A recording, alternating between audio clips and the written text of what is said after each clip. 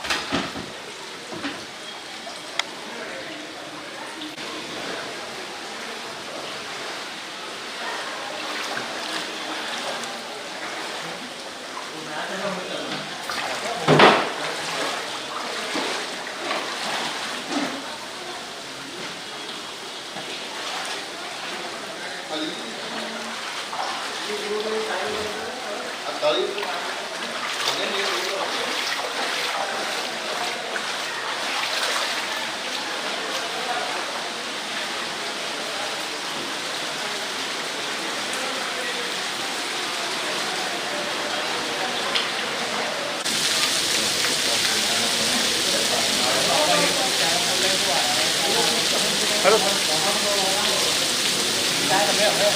ಮಳೆ ಜೋರ ಹಾಂ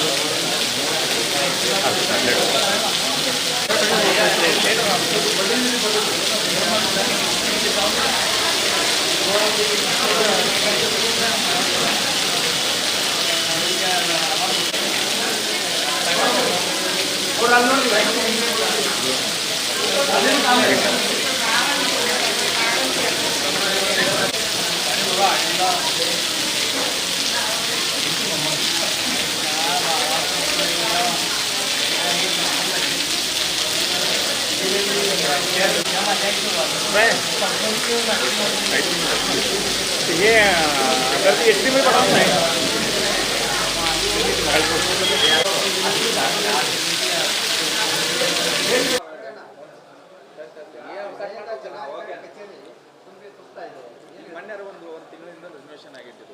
ನೋಡ್ರಿ ಬೆಳಗಾವಿಯ ಮಾನ್ಯ ಜಿಲ್ಲಾಧಿಕಾರಿ ಅವರ ಕಾರ್ಯಾಲಯ ರಿನೋವೇಷನ್ ಆಗಿ ಸುಮಾರು 2-3 ತಿಂಗಳು ಕೂಡ ಆಗಿಲ್ಲ.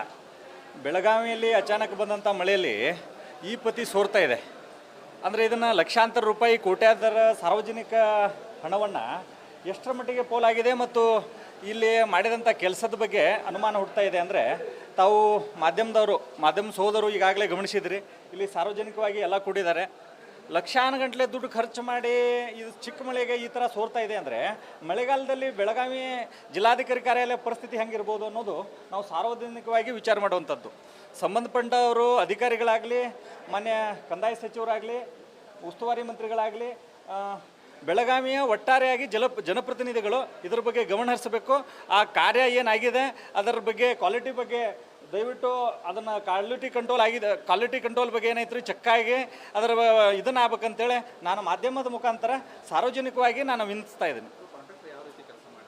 ಸರ್, ಅದೇ ಕಾಂಟ್ರಾಕ್ಟರ್ ಯಾವ ರೀತಿ ಕೆಲಸ ಮಾಡಿದ್ದಾರೆ ಅನ್ನೋದು ಇದನ್ನು ನೋಡಿದ ಕೂಡಲೇ ಗೊತ್ತಾಗ್ತದೆ ರೀ.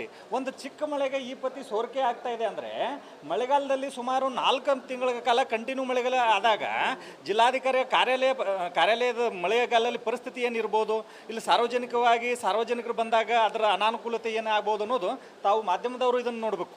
ಹಂಗಾಗಿ 101% ಸರ್, ಕಟ್ಟಡ ಇದು ಕಾಮಗಾರಿನ ಕಳಪೆ ಆಗಿರೋದ್ರಿಂದನೇ ಚಿಕ್ಕ ಮಳೆಗೆ ಈ ಪತಿ ಸೋರ್ತಾ ಇರೋದ್ರಿ. ಸರ್, ಅದೇ ಕ್ವಾಲಿಟಿ ಕೆಲಸ ಆಗಿದ್ದರೆ ಈ ಥರ ಒಂದು ಚಿಕ್ಕ ಮಳೆಗೆ ಈ ಥರ ಸೋರಿಕೆ ಆಗೋಕ್ಕೆ ಸಾಧ್ಯ ಇಲ್ಲ.